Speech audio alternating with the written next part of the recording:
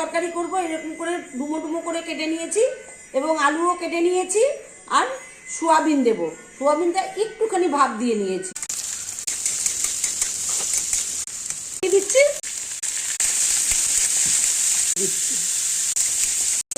fry প্যানে সোয়াবিনগুলো ভেজে, এবার একটা শুকনো দিয়ে দিলাম, জিরে ধনে শুকনো লবণ দিয়ে দিলাম,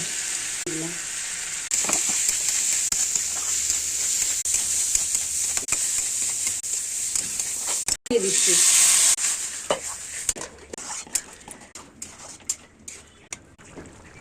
ছেড়ে দিচ্ছি,